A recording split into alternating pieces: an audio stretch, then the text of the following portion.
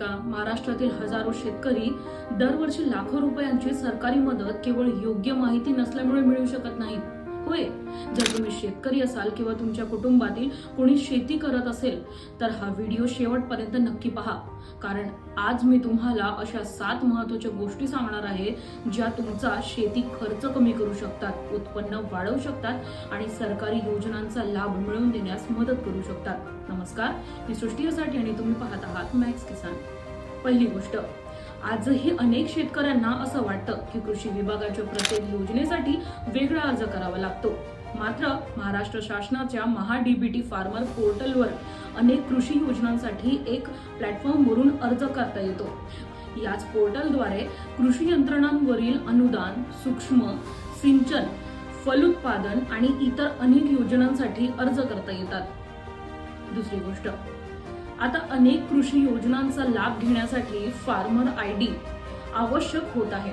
जर तुमचा farmer ID तयार नसेल तर भविष्यात अनेक सरकारी योजनांचा लाभ घेण्यात अडचणी येऊ शकतात.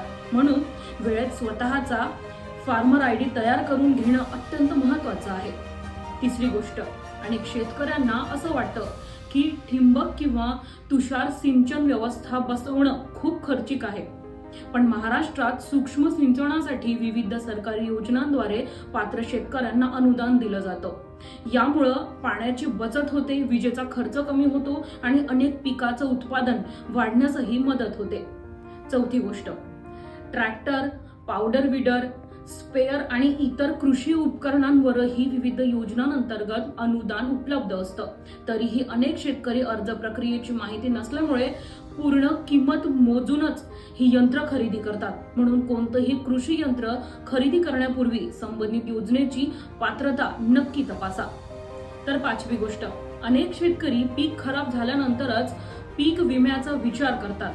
पण पीक विम्याचा लाभ तेव्हाच मिळतो जेव्हा वेळेत नोंदणी केली असते आणि सर्व नियमांचं पालन केलेलं असतं. म्हणून प्रत्येक हंगामात पीक विम्याच्या अंतिम तारखेवर लक्ष ठेवणं अत्यंत गरजेचं आहे. सहावी गोष्ट, आजही अनेक शेतकरी मातीची तपासणी न करता खतांचा वापर करतात. माती परीक्षणामुळे शेतातील कोणत्या पोषक घटकांची कमतरता आहे हे समजतं. यामुळे खतांचा अनावश्यक खर्च कमी होऊ शकतो आणि पिकांची गुणवत्ता सुधारण्यास मदत मिळते. सातवी आणि सर्वात महत्त्वाची गोष्ट म्हणजे अशी की व्हॉट्सअपवर येणाऱ्या प्रत्येक मेसेजवर किंवा व्हायरल व्हिडिओवर विश्वास ठेवू नका. सरकारी योजनांची माहिती नेहमी कृषी विभाग, कृषी अधिकारी आणि अधिकृत सरकारी पोर्टलवरूनच पडताळून पहा. चुकीच्या माहितीमुळे अनेक शेतकरी अर्जाची अंतिम तारीख किंवा पात्रतेच्या अटींची माहिती गमावतात आणि योजनांच्या लाभापासून वंचित राहतात. जर यापैकी एकही गोष्ट तुम्हाला नवीन वाटली असेल तर हा व्हिडिओ तुमच्या शेतकरी मित्रांना आणि कुटुंबियांना नक्की शेअर करा. कदाचित तुमच्या एका शेअरमुळे एखाद्या शेतकऱ्याला हजारो रुपयांचा फायदा होऊ शकतो. अशाच शेती, सरकारी योजना आणि आधुनिक कृषी तंत्रज्ञानाशी संबंधित माहितींसाठी फॉलो करा मॅक्स किसानला.